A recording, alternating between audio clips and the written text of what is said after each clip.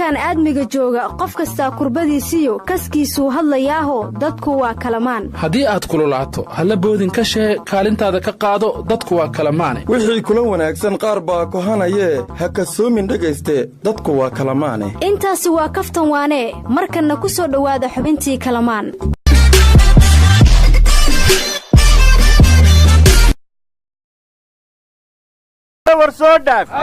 waayeel isdardaray baa yimid meeqa meeloodow hee ka jabay buntlantan ka dhacday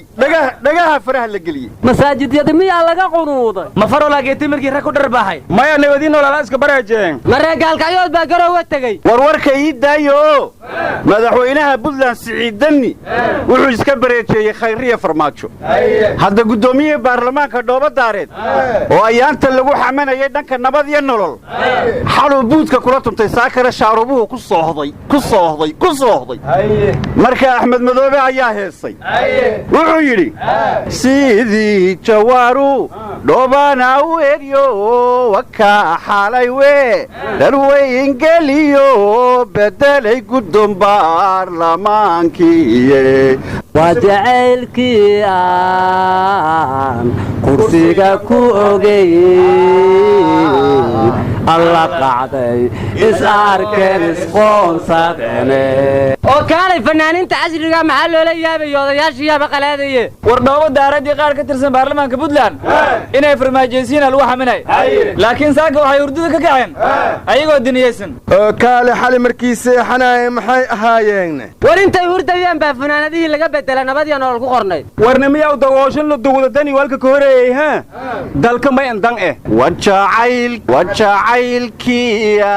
wajacaylkiyaan kursiga u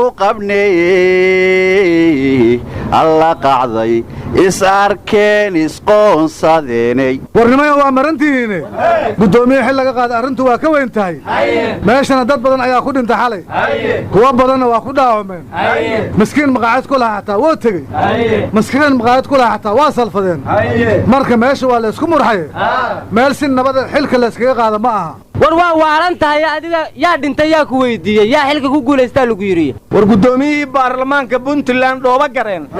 xala saqdii dhexe intaa xilka laga qaadin ayuu hadlay wuxuu yidhi xukuumaddii Puntland soo weerartay baarlamaanka xaruntiisii qaas ahaan madaxweynaha iyo ilaaladiisii ayaa weerarka soo qaado xaruntii qabsaday dadna ku laayay war ma aysan guddoomiyaha baarlamaanka Puntland wuxuu yidhi xilli baarlamaanka la qabsaday ma ogi kalfadhiga baarlamaankana fasaxu ku jiray baarlamaankana fasaxu ku jiray oo waa xirnaa kalfadhiga xal isaqdii dhexe ayaa xildhibaan kasta gurigiis loo tagay $20,000 la sii ciyaalka xaafadana marqaati ay yihiin hadda xilli baarlamaanka la furay iyo xilli cod la qaaday iyo xilli xilki laga qaaday maba ugu yiri saaxabow quudkaas runtiisa waayano intuu jiifiya xali lagu tastino markaas roosidiisa saaka loo soo dhajiyay ma jirto xilliga oo dhooba sheegayo ciyaal xaafadaadba ma soo jeedin horta horaa loo yiri ninka seexdaa siciis dibi dhalay buga guddoomiyaha Puntland lacag imaaraadka ka timidaan u malayha in lagu miray wajacaylkiyaan kursiga u qabneeyey alla lacagi dhibaata weynaaye war guddoomiyaha cusub midkaan bedeli doono isna ma lacag baa lagu dooranayaa aryaadhaha lacag iyo lixaadba waa laysku daraahe anigu waxaan dhihi lahay how berigaashow buugaa dhacde bulshada maala baabaa'a berigaashow buugaa jirte bulshada maala baabaa'a haye arbow cabdille Puntland garan mayside bugi kama dhacdo xamarna ma kudayo Puntland kudayo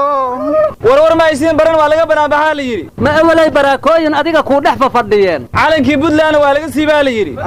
kii Soomaaliland waa surteena la yiri aryaa ma qayaare yeesheen war sareeyo manusqaamo kan nasiibkaana saar sidoo yahay aan eegnay way aryaa cabso abaha cabsanina waxaan ku leeyahay dadkaaga dhinac ka raac yaadan dhumine dhinac ka raac hoy dhinac ka raac hoy dhinac ka raac hoy dhinac ka raac